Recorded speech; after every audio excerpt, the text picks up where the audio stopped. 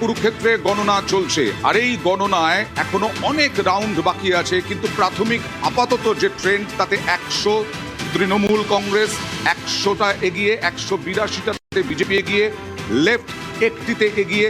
তৃণমূলের অভিযোগ যে দেখানো হচ্ছে ঘিরে একদম একটা রাউন্ড দুটো রাউন্ড কোথাও গণনা হয়েছে, সেই রাউন্ডগুলো নির্বাচন কমিশন, সিপিআইএম এর পক্ষ থেকে অভিযোগ করা হচ্ছে, বামেদের পক্ষ থেকে, যে নির্বাচন কমিশন প্রকাশ্যে আনছে না, মাত্র 1 রাউন্ড 2 রাউন্ড গণনা আনছে। এখন প্রায় 11:30 বেজে গেছে, 11:35 বাজে, কিন্তু সেই জায়গায় দেখা যাচ্ছে বিভিন্ন হেভিওয়েট, কেউ এগিয়ে কেউ পিছিয়ে। আমি কৌস্তবকে বলবো, কৌস্তব, আজকে যে অভিযোগটা করলো কংগ্রেসের পক্ষ থেকে, কেন আজকে তো বিজেপির পক্ষ থেকে যারা এসেছেন এখানে, বহু মুখ্যমন্ত্রী, বহুবার এসেছেন প্রধানমন্ত্রী, স্বরাষ্ট্রমন্ত্রী, তারা তো বারবার কর্মসংস্থানের কথা বলেছেন, শিল্পের কথা বলেছেন, স্বাস্থ্যের কথা বলেছেন এবং দুর্নীতির বিরুদ্ধে বারবার বলেছেন। এটাতেই তো মানুষ ভরসা করতে পারে না। মানুষ কি করেছে, মানুষ তো সব রাউন্ড শেষে তো বোঝাই যাবে মানুষ ভোট দিয়েছে, মানুষের রায় তো মাথা পেতে নিতে হবে আমাদের। কিন্তু তৃণমূল কংগ্রেসকে দুর্নীতি নিয়ে বিজেপি বলবে, তো একই ধরনের দুর্নীতি তো বিজেপি গোটা দেশে করেছে। হাতরাস আর হাসকালির মধ্যে কি পার্থক্য আছে? উন্নাও আর কামদুনির মধ্যে কি পার্থক্য আছে? বেপম আর এসএসসির মধ্যে কি পার্থক্য আছে? কোনো পার্থক্য নেই তো। এখানে নারদায় তৃণমূলের নেতারা টাকা নিয়েছে, ওখানে তেহেলকায় বিজেপির নেতা টাকা নিয়েছে। কিন্তু এটা কথা না, কথাটা হচ্ছে এখনো পর্যন্ত যা ম্যান্ডেট, কিছু বিধানসভা আমি দেখছি 3rd রাউন্ডের রেজাল্ট দিয়েছে, কিছু বিধানসভা, ওটা 30 বিধানসভা, এখনো পর্যন্ত যা ম্যান্ডেট আছে এখনো পর্যন্ত তাতে বিজেপির দিকে পাল্লা ভারী আছে, এবারে কোনো সন্দেহ নেই। কিন্তু এখনো কিন্তু 80টার ওপর সিটে 1st রাউন্ডের রেজাল্ট আসেনি, সেটার জন্য আমাদের অপেক্ষা করতে হবে। আসেনি, কোনো রেজাল্ট আসেনি, সে অপেক্ষা করতে হবে। কিন্তু আমি বলছি যে যা অভিযোগ করলো তাতে কি মুদ্রার এপিটোপিট তৃণমূল আর বিজেপি? বাংলার মানুষ বলে দিয়েছে কারা মুদ্রার এপিটোপিট। বাংলার মানুষ মনে করছে তৃণমূলকে সরাতে বিজেপি একমাত্র ভরসা। না, কৌস্তব বলছে যে তৃণমূল যদি দুর্নীতি করে থাকে, বিভিন্ন রাজ্যের উদাহরণ তুলে ধরে বললো বিজেপিও দুর্নীতি করেছে। একদম। আমরা একটা আমি ছোট্ট উদাহরণ দিচ্ছি অয়নদা, ছোট্ট উদাহরণ। যদি আমরা দেখি যে বিজেপি দুর্নীতি করেছে, তৃণমূল দুর্নীতি করেছে, আমি মেনে নিলাম। দুর্নীতি যদি কেউ ঠিকঠাক ভাবে করে থাকে সেটা তৃণমূল কংগ্রেস। কিভাবে বলি দুর্নীতি ঠিকঠাক কিভাবে বলি? যদি দুর্নীতি আবার ঠিকঠাক নাকি খারাপ ভাবে করা যায়, এই জিনিসটা বিজেপি কিন্তু সুন্দরভাবে এক্সপ্লেইন করতে পারে। কারণ এই জিনিসটা তৃণমূল কংগ্রেসের একজন প্রার্থী কুণাল ঘোষ, সেই কুণাল ঘোষ, তাকে কিন্তু সেন্ট্রাল ফোর্স অ্যারেস্ট করেনি, তাকে কিন্তু কোনো কেন্দ্রীয় সংস্থা অ্যারেস্ট করেনি, তাকে অ্যারেস্ট করেছিল পুলিশ, পশ্চিমবঙ্গ পুলিশ, এবং সেই সরকারের পুলিশ এখনো ক্ষমতায় আছে এবং তাকেই তারা আবার ক্যান্ডিডেট করেছে। আচ্ছা, তাহলে সমানভাবে শুভেন্দু অধিকারী, যার নিজে উনি কাজটা করছেন, শুভেন্দু অধিকারীর বিরুদ্ধে কেসটা কে করেছিলেন আপনি বলবেন উত্তরটা নাকি আমি বলবো? সেই জিনিসটা এবং এরকম বহু উদাহরণ রয়েছে যেই জিনিসগুলো আপনারা এই জিনিসটা স্বীকার করে নিন। আপনারা ওই থালা বাটি নিয়ে দাঁড়িয়ে থাকেন যে কে কখন পচা আলুটা ফেলবে, সেই পচা আলুটা আপনারা ধরবেন। তো সেই জিনিসটা ভেবে আপনারা যদি মনে করেন যে ইলেকশন কমিশন যেইভাবে গোটা প্রক্রিয়াটা ডিলে করছে, এই জিনিসটা দেখানোর পরবর্তীতে তৃণমূল কংগ্রেসের প্রতিনিধিরা ভাববে আরে ভাই কি হলো না হলো।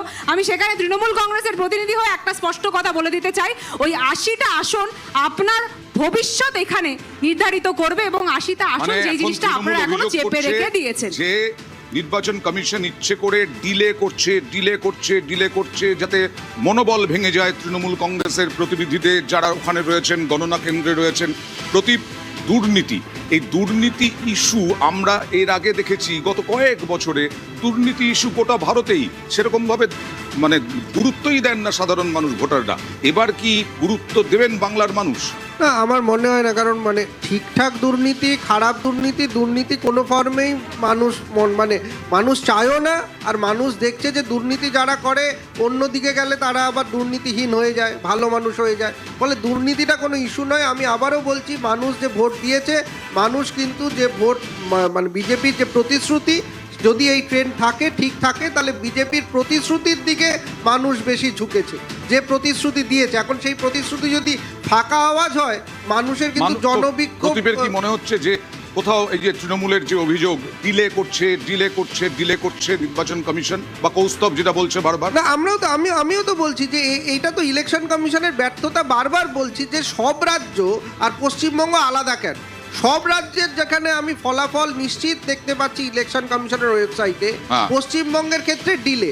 এই ডিলেটা তো অভিযোগ করেছে তৃণমূল কংগ্রেস। আমি বলছি সেই অভিযোগেরই সত্যতা ইলেকশন কমিশন প্রমাণ করছে। আমি আসবো ভবানীপুর কেন্দ্রে শাখাওয়াত মেমোরিয়াল স্কুল, যেখানে গণনা চলছে, সেখান থেকে রয়েছেন আমাদের প্রতিনিধি প্রিয়াঙ্কা। কি অবস্থা ওখানে? কিছুক্ষণ আগে তো শুভেন্দু অধিকারী এসেছিলেন। তোমাকে আপডেট দিয়ে রাখবো। ভবানীপুরে চতুর্থ রাউন্ড শেষ, আর চতুর্থ রাউন্ড শেষে শুভেন্দু অধিকারী ৮,৭৬২, মমতা বন্দ্যোপাধ্যায় ১৭,২৪৪, অর্থাৎ চতুর্থ রাউন্ড শেষে কিন্তু অনেকটা বেড়ে গেল। যেখানে আমরা দেখেছিলাম ব্যবধান ১,১২০০ এরকম ছিল, সেই ব্যবধান কিন্তু শুভেন্দু অধিকারীর থেকে অনেকটা বাড়িয়ে নিলেন মমতা বন্দ্যোপাধ্যায়। আরো একবার আপডেট দেব, চতুর্থ রাউন্ড শেষে ভবানীপুরে শুভেন্দু অধিকারী ৮,৭৬২, মমতা বন্দ্যোপাধ্যায় ১৭,২৪৪। আর একই সঙ্গে অয়ন, এই মুহূর্তে শাখাওয়াত মেমোরিয়ালের সামনেটাই আমি দাঁড়িয়ে রয়েছি। কত রাউন্ড বাকি আছে বলতে পারবে? ছবি যেমন দেখা যাচ্ছে, আরো কত রাউন্ড বাকি আছে বলতে পারবে? অয়ন এখানে ২০ রাউন্ড, এখন মানে টোটাল ২০ রাউন্ড। চতুর্থ রাউন্ড শেষ হয়েছে, পঞ্চম রাউন্ড, মানে এখনো পর্যন্ত ১৬ রাউন্ড। মানে দেখো, যা এখনো তোমাকে বললাম, চতুর্থ রাউন্ড শেষে কিন্তু ১৭,২৪৪, ব্যবধান কিন্তু অনেকটা বাড়িয়ে নিলেন মমতা বন্দ্যোপাধ্যায় শুভেন্দু অধিকারীর থেকে। আচ্ছা, আর এখানে কোনো কর্মীকেই ঘেঁষতে দেওয়া হচ্ছে না ধারে কাছে, তাই তো? একেবারে কোনো কর্মীকে, এবং আমি দেখিয়ে রাখবো ২০০ মিটারের মধ্যে তো কোনো কর্মী, কোনো রাজনৈতিক দলের কর্মীরা নেই, কিন্তু ২০০ মিটার ব্যারিকেড করা রয়েছে। সেই ব্যারিকেডের ওপারে সেখানে বিজেপি কর্মীদের উচ্ছ্বাস চোখে পড়ছে। কিছুক্ষণ আগে শুভেন্দু অধিকারী এসেছিলেন তিনি এই শাখাওয়াত মেমোরিয়ালে। তিনি আত্মবিশ্বাসী, তিনি বলছেন শুধু সময়ের অপেক্ষা। কিন্তু এই মুহূর্তে যে ছবিটা, সেখানে শুধু যেমনটা সকাল থেকেই তোমাকে দেখাচ্ছিলাম যে দুর্ভেদ্য দুর্গ, এবং ভেতরে কাউন্টিং চলছে। চতুর্থ রাউন্ড শেষ হয়েছে, শুভেন্দু অধিকারীর থেকে ব্যবধান বাড়িয়েছেন অনেকটাই মমতা বন্দ্যোপাধ্যায়। চতুর্থ রাউন্ড শেষে মমতা বন্দ্যোপাধ্যায় ১৭,২৪৪। কিন্তু তৃণমূলের বাড়ছে, আমরা দেখতে পাচ্ছি বিজেপির কিছুটা কমছে। ১০৫টা আসনে তৃণমূল এগিয়ে, ধীরে ধীরে বাড়ছে, রাউন্ড বাড়ছে, ধীরে ধীরে বাড়ছে। আমি নেতাজি ইন্ডোরে চলে যাব, সোমরাজের কাছে। নেতাজি ইন্ডোর থেকে সোমরাজ, কটা রাউন্ড হলো এখনো পর্যন্ত? আমি প্রথমে জানতে চাইবো যে কতগুলো আসনের এখানে ভোট গণনা চলছে, সাধারণ মানুষ জানতে চান, এবং কত রাউন্ড হলো?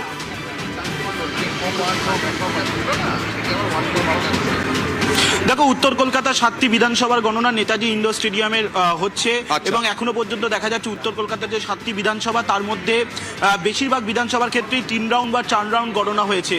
বেলেঘাটা কেন্দ্রে তৃণমূল কংগ্রেস এগিয়ে রয়েছে, চৌরঙ্গি কেন্দ্রে তৃণমূল কংগ্রেস এগিয়ে রয়েছে, এবং এন্টালি কেন্দ্রে তৃণমূল কংগ্রেস এগিয়ে রয়েছে। কিন্তু একদম টক করে চলছে। আমাদের সঙ্গে রয়েছেন বেলেঘাটা কেন্দ্রের তৃণমূল কংগ্রেস প্রার্থী কুণাল ঘোষ।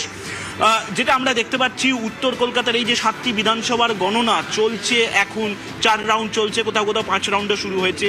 তৃণমূল কংগ্রেসের তুলনায় বিজেপির এখনো দেখতে পাচ্ছি যে বেশ কয়েকটি সিটে, 3টে সিটে বিজেপি এখনো পর্যন্ত এগিয়ে রয়েছে উত্তর কলকাতায়। সামগ্রিকভাবে এই ফলাফলকে আপনি কিভাবে দেখছেন, এখনো পর্যন্ত যা ট্রেন্ড আছে? এখনো পর্যন্তর উপরে দাঁড়িয়ে মন্তব্য করাটা উচিত নয়, এবং সেটা করা যায়ও না। তার কারণ হচ্ছে একটা লম্বা অনেকগুলো রাউন্ড আছে, সেখানে হয়তো 5টি বা 6টি রাউন্ড হয়েছে। তো ফলে সেখানে কেউ এগিয়ে আছেন, কেউ হয়তো পিছিয়ে আছেন। ফলে আরও কিছুটা না গেলে, এবার কোন এলাকা, কোন পকেট থেকে হচ্ছে, কোন ওয়ার্ড থেকে হচ্ছে, সেগুলো না দেখে একটা সরলীকৃত উপসংহারে পৌঁছানোটা বোধহয় ঠিক হবে না। হ্যাঁ, এটা ঠিক, এখনো পর্যন্ত যা পরিস্থিতি, তাতে যা লিড সবাই দেখতে পাচ্ছেন সে তাই। কিন্তু বাকি যে রাউন্ডগুলো আছে, সেখানে আবার মানে অনেকটা এখনো বাকি আছে। ফলে আমরা দেখবো, ওয়েট করছি কি হয়।